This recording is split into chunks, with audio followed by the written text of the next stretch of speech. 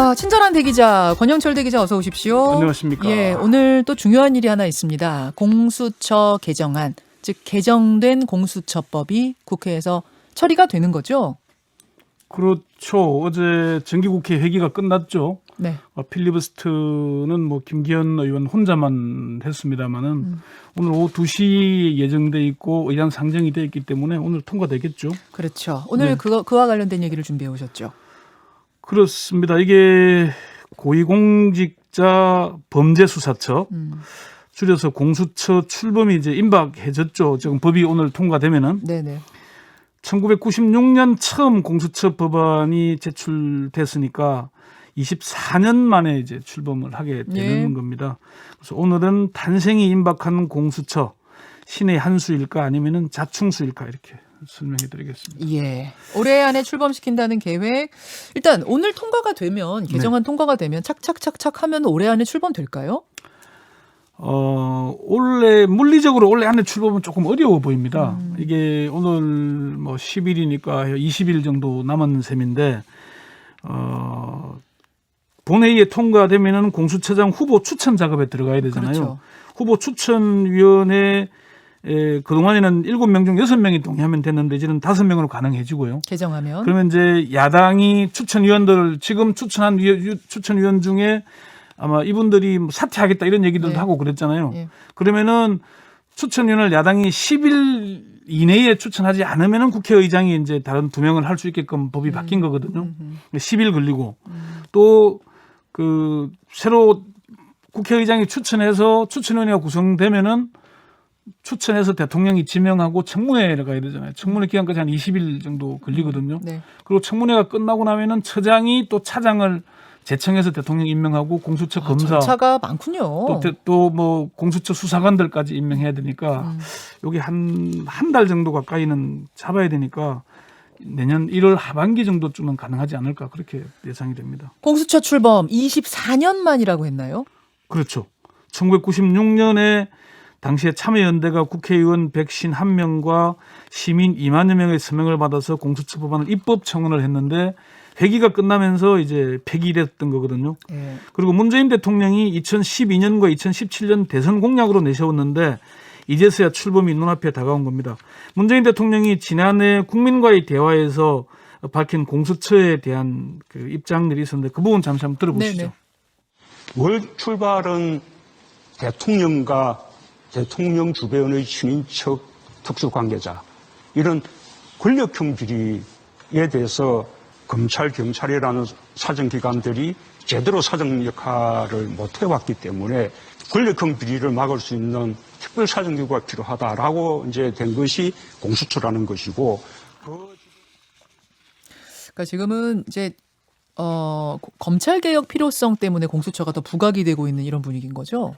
그렇습니다. 처음에는 이제 권력형 비리를 막자 이게 특별사정기구가 필요하다 이래 됐는데 지금은 검찰 개혁의 제도적 완성이 공수처 출범으로 인식되고 있는 그런 게 사실입니다. 뭐 문 대통령도 국민과의 대화에서 이제 공수처 수사 대상이 판검사까지 넓혀졌기 때문에 검찰을 제어할 수 있는 검찰의 비리 추궁 장치로 효과적일 수 있어서 검찰 개혁 방안의 하나로 공수처가 많이 부각된 상태라는 얘기를 했었고요. 문 대통령이. 예. 공수처를 지지하는 전문가들은 검찰 비리를 방지할 수 있는 가장 효과적인 방법이 공수처라고 이렇게 얘기를 하고는 있습니다. 그래요. 네네. 공수처가 검찰 비리를 방지하는 효과적인 대안이다. 여기에 대해서 어떻게들 보십니까? 문재인 대통령 말 다시 한번 들어보시죠. 지금 현재 검찰의 잘못을 제대로 이렇게 물을 만한 아무런 제도적 장치가 지금 우리가 없는 상황인데 검찰이 잘못했을 경우에 그에 대해서 책임을 물을 수 있는 공수처도 반드시 필요하다 생각하고요. 법조계에서는 검찰이나 법원, 판사나 검사들이 좀 더 긴장하게 될 것이다 이렇게 예상들을 하고 있습니다. 오늘 주제가 그거였잖아요. 공수처 탄생 신의 한 수인가 자충수인가 네. 이렇게 말하는 사람도 있고 이렇게 될 거라고 보는 사람도 있다. 그러면 네. 지금 말씀하신 이 부분이 신의 한 수 쪽 얘기입니까? 그렇게 볼 수 있을 겁니다. 그동안은 판사나 검사의 비리나 범죄 수사에 대한 수사가 전혀 없었던 것은 아니지만은 다른 범죄 수사에 비해서는 약했던 게 사실입니다. 그래서 자기 식구 봐주는 거 아니냐 이런 먼저 것들. 같은 뭐 사법연수원 나오고 하니까 네, 한통 속이니까 봐준다거나 뭐 좀 그런 얘기들이 많았던 게 사실이고요. 그런데 그런 공고한 카르텔이 무너질 것이라는 그런 기대가 첫 번째 요소고요. 예.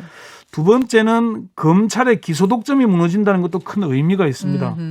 비록 판사와 검사, 경무관급 이상 경찰 간부의 범죄에 한정되지만은 기소 독점이 무너진다는 것도 큰 의미가 있는 걸로 공수처가 봐야 되고, 기소권을 가지니까요. 그 세 가지 이제 세 가지에 대해서는 판사, 검사, 네. 경찰, 고위직. 네. 세 번째는 공수처가 고위직 범죄 수사의 우선권을 갖고 있다는 것도 나름 의미가 있습니다. 우선권이요. 예.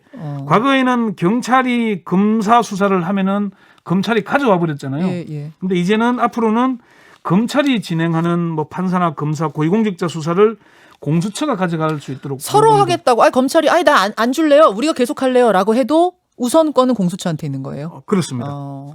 그리고 검찰이나 경찰 등 다른 수사기관에서 범죄를 수사하는 과정에서 네. 고위공직자 범죄를 인지할 경우에는 그 사실을 즉시 수사처에 통보하도록 이렇게 규정을 하고 있는. 그러니까 계속 있어서 검찰이 수사를 하더라도 일단 공수처에 알려야 되는 거예요. 기업 비리를 하다가 고위공직자 뭐 결탁이 나오잖아요. 로비 나온다. 예. 그러면 바로 통보를 해야 되고 그럼 공수처 우리가 가져갈게 하면 줘야 가져가는 돼요? 겁니다. 예, 그렇게 돼 있는 거죠. 어허. 또 공수처 출범은 문재인 대통령의 공약 1호로 내세운 검찰 개혁의 제도적인 완성인 측면도 있고요. 추미애 법무장관이 공수처 완성이 검찰 개혁의 완성이라는 글을 페이스북에 올린 적도 있습니다. 그 공수처 수사 대상은 고위공직자로만 한정이 확실하게 된 겁니까? 그렇습니다. 수사 대상이 넓게 보자면은 3급 이상 고위공직자 7,245명 네. 이렇게 한정되는데 이게 대통령을 비롯한 행정부 고위공직자, 청와대 3급 이상, 국회의장을 포함한 국회의원 300명, 뭐 그리고 법관 뭐 등등이 다 이렇게 한 7,000여 명이 되는 겁니다. 3급 이상 고위공직자 예, 그리고 그 예. 배우자 직계존비 속과 관련된 것까지. 대통령은 사촌 이내 친족까지 가능하고요. 네. 고위공직자는 배우자와 직계 존비속도 가능한데 그게 공직과 관련된 범죄여야 하는 그렇죠. 겁니다. 그 사람의 그 직과 관련된 비리. 예, 그렇습니다. 알겠습니다. 자, 이제 여기까지가 공수처가 신의 한 수라고 하는 이런 이유 때문에 신의 한 수다, 좋은 것이다 하는 쪽이었다면 네. 자충수가 될 수도 있다라고 주장하는 분들은 또 왜 그렇게 얘기하는 거죠?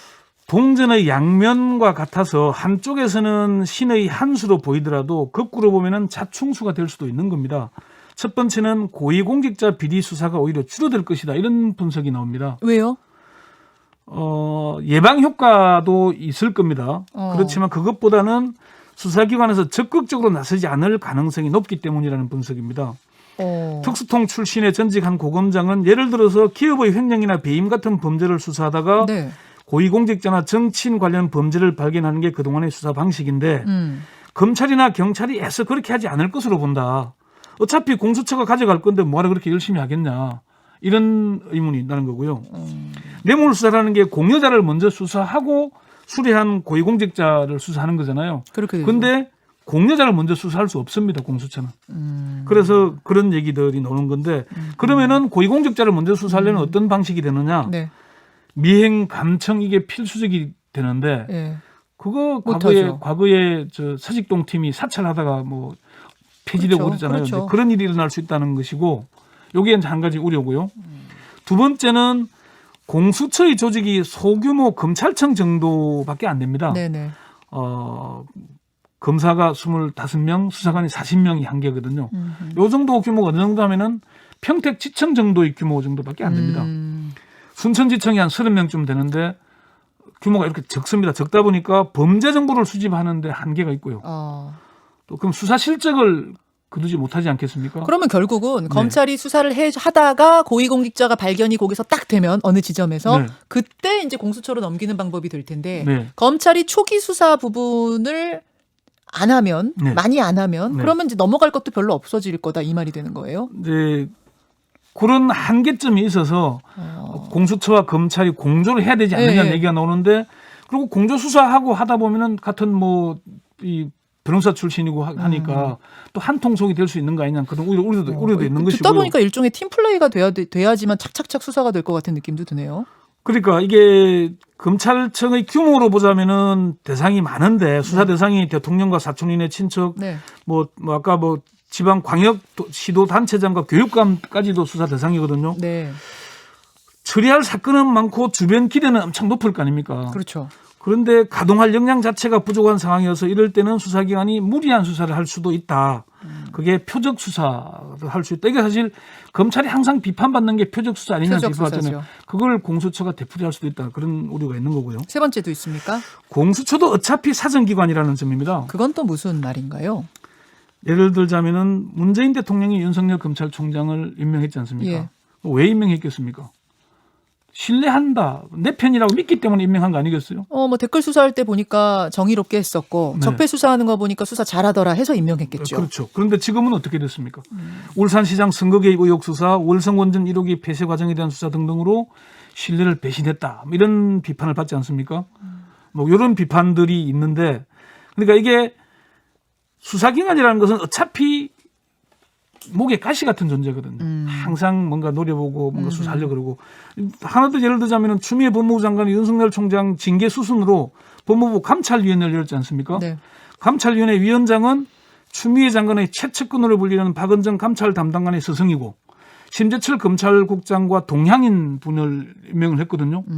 그런데 감찰위원회는 만장일치로 윤 총장 감찰과 징계가 부적정하다는 결론을 냈지 않습니까? 네, 네. 이게 사정기관이라는 게 검찰을 믿는다는 거는 어째 보면은 과거 대검 중수부도 그랬어요. 정부 초기에는 전 정부 사정을 해서 신뢰를 줬는데 말기가 되면은 대통령 아들들, 친인척들, 그렇죠. 측근들 수사를 하잖아요. 네, 네. 항상 이게 뭐 사실 뭐 그런 구조밖에 사정기관이라는 게 그런 역할을 하는 겁니다, 원래가. 네 번째는요. 공수처에 대한 견제 기능이 없다는 겁니다. 아니 검찰하고 공수처하고 서로 견제하는 거 아닙니까? 뭐 공수처 구조상 검찰은 법무부 장관을 통해서 청와대에 보고도 하고 뭐 지시도 받고 하잖아요. 네네. 그런데 대통령이 공수처장과 공수처 검사를 임명은 하지만은 아무런 보고조차도 못 받습니다. 그래요. 공수처법 3조 3항에 대통령 비서실의 공무원은 수사처의 사무에 관하여 업무 보고나 자료 제출 요구, 지시, 의견 제시, 협의, 그 밖의 직무 수행에 관한 일체의 행위를 하여서는 아니 된다고 규정을 하고 있습니다. 하긴 그러네요. 지금 대통령도 공수처의 수사 대상인데 거기다 보고를 할 수는 없겠네요. 그렇습니다. 아무데도 보고하지 않는 거군요. 검찰총장이 2년짜리인데 지금 윤석열 총장 때문에 이렇게 소동이 벌어지고 있는데 네. 3년 동안 손을 못 대는 구조. 공수처장은 임기 3년 보장. 그렇습니다. 그리고 공수처 검사들은 근무지를 옮겨 다니지도 않습니다. 그렇죠. 검찰은 부장 이상은 1년, 평검사는 2년마다 자리를 옮기거든요. 네. 이제 그런 문제도 있고요. 제도상 그 공수처를 견제할 수 있는 유일한 기관이 검찰인데 네. 공수처 검사의 비리가 발견되면 공수처장은 대검에 통보해야 된다라고 법에 규정이 돼 있어요. 네, 이것 때문에 공수처와 검찰이 한 통속이 될 수도 있지 않겠느냐. 좀 길게 가다 보면은 네, 네. 그런 우려가 나오는 것이고요. 자, 그럼 정리를 좀 해보자면 네. 취지가 굉장히 좋은 기관이지만 네. 이것이 어떤 정권이 들어와서 어떤 뭐 나쁜 정권이 나쁜 마음 가지고서 이걸 휘두르기 시작하겠다, 악용하기 시작하겠다 하면 악용될 수도 있는 어떤 여지들이 있는 부분, 이 부분을 또 지적하는 눈도 있다는 거군요. 그렇죠. 이게 그동안에 여당이 항상 주장해 왔던 게 정치적으로 중립적인 공수처가 수사하니까 믿을만 하다 그랬잖아요. 그런데 지금 공수처 개정안이 오늘 통과되면은 정치적 중립성을 담보하던 비토권이 사라지는 거잖아요. 청와대나 여당이 원하는 사람을 추천할 수 있게끔 돼버린 거거든요. 7명 중에 5명 찬성. 예, 그게 이제 그런 구조를 만들어놨는데 사실 무소불위의 검찰권에 대한 감시와 견제는 반드시 해야 되고 그게 가능해져야 되겠죠. 물론이죠. 그리고 고위공직자의 범죄를 막고 청렴한 나라를 만들자는데 누가 반대를 하겠습니까? 그래서 공수처에 대한 국민적인 기대가 높았던 거 아니겠습니까? 예, 그렇습니다만은 이런 우려들이 상당히 많다는 걸 우리가 다시 한 번 더 봐야 되고 결국은 공수처 출범은 검찰개혁의 완성이 아니라 네. 검찰개혁의 출발이다, 시작이라고 봐야 되고요. 결국 우여곡절 끝에 이제 출범하게 되지만은 고위공직자 범죄를 예방하고 청렴한 나라를 만들 수 있는 계기가 되도록 국민들이 결국 두 눈 부릅뜨고 쳐다봐야 됩니다. 그렇죠. 공수처 개혁하자는 얘기는 제발 좀 안 나와야 될 거 아니겠습니까? 공수처 개혁 이렇게. 네. 이제 시작하는 거니까 네. 이제 시작하는 거기 때문에 이렇게 다각도의 지적은 필요할 것 같습니다. 예, 맞습니다. 우려들을 봐야 저도 잡을 테니까요. 그래야 잘 될 거니까요. 네, 그렇습니다. 예, 여기까지 수고하셨습니다. 네. 김현정의 뉴스쇼는 청취자 여러분의 참여로 이루어집니다. 트위터, 페이스북, 레인보우 게시판, 그리고 단문 50원, 장문 100원의 유료 문자 샵 1212, 우물정 1212 통해 참여하실 수 있습니다. 김현정의 뉴스쇼, 여러분과 함께 만듭니다.